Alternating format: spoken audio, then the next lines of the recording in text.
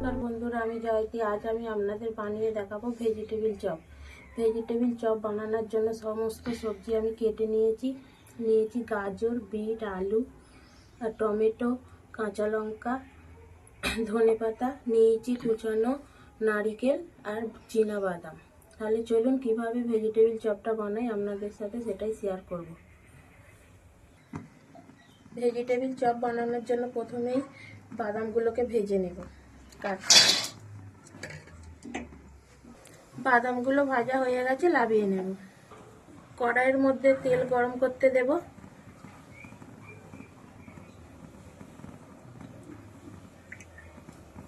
তেল গরম হয়ে গেছে, ফোড়নে দিয়ে দেব 5 ফোড়ন। তেলের মধ্যে দিয়ে দেব কুচানো নারকেল কুচি। নারকেলটা এরকম লাল লাল ভাজা হয়ে গেলে দিয়ে দিতে হবে এর মধ্যে সবজিগুলো।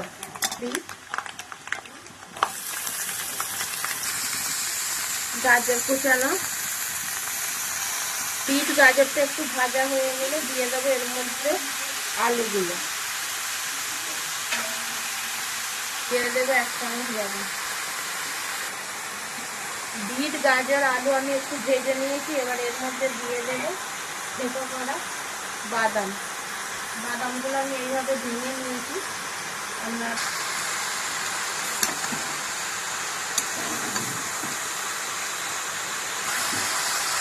সবজি থেকে জল ছেড়ে দিয়েছি, এবার ঢাকা দিয়ে সবজিটা ভালো করে সিদ্ধ করে নেব।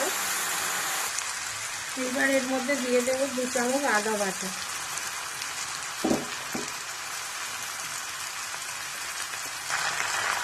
দিয়ে দেব ধনে, জিরে, মৌরি কাঁচা গুঁড়ো করে রাখা 4 চামচ।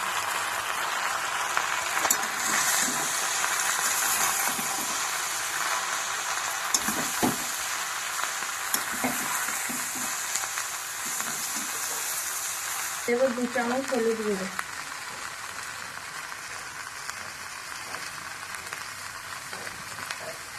1 চামচ লঙ্কা গুঁড়ো, যে যেমন ঝাল খান তেমন দেবেন। দিয়ে দেবো কুচিয়ে রাখা টমেটো কুচি, কাঁচা লঙ্কা কুচি,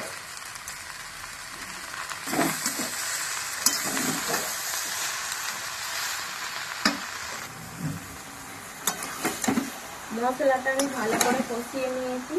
এবার গ্যাসের ফ্লেম কমিয়ে ঢাকা দিয়ে রেখে দেব। ভেজিটেবিলের পুরটা আমার হয়েই এসেছে বন্ধুরা। এবার এর মধ্যে দিয়ে দেবো 1 চামচ চিনি। আপনারা চিনিটা না চাইলে না দেবেন। দিয়ে দেবো ভাজা মশলা। এই ভাজা মশলার মধ্যে আছে জিরে, ধনে, মৌরি একসঙ্গে ভেজে গুঁড়ো করা আছে, দিয়ে দেবো 2 চামচ। দিয়ে দেবো ধনেপাতা কুচি।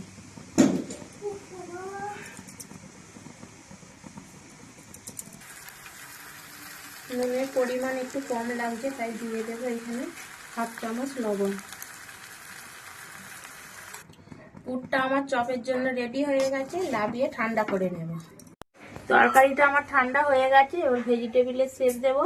এইখানে নিয়েছি নেড়ো গুঁড়ো, কর্নফ্লাওয়ার গুলে নিয়েছি। এটা আমি নিরামিষভাবে করব, তাই এখানে কোনো ডিম দিচ্ছি না। আপনারা চাইলে এই গোলাটা ডিমেরও করতে পারেন। এবার এক এক করে সব শেপ দিয়ে নেব।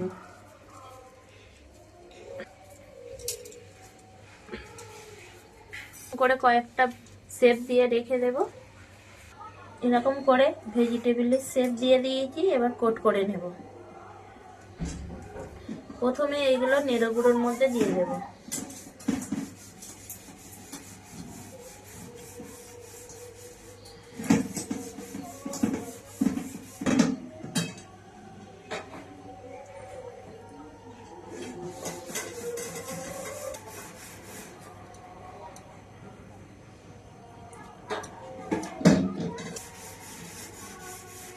এরকম করে ডবল কোট দিয়ে দেব। আপনারা চাইলে সিঙ্গেল কোটও করতে পারেন। চপ আমার রেডি হয়ে গেছে, রেখে দেব।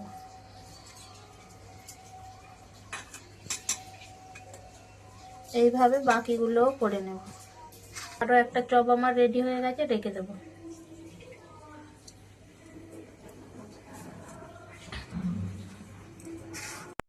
সমস্ত ভেজিটেবিল চপ আমার কোট মারা হয়ে গেছে। কড়াইতে তেল বসিয়ে দিয়েছি, এবার ভেজে নেব। তেল গরম হয়ে গেছে, এবার চপগুলো তেলের মধ্যে ছেড়ে দেব।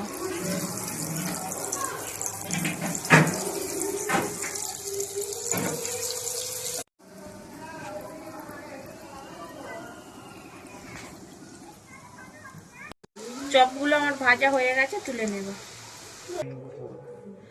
চপগুলি আমার ভাজা হয়ে গেছে বন্ধুরা।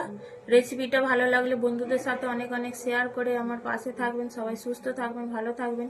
এখানেই তাহলে রেসিপিটা শেষ করছি বন্ধুরা। টাটা।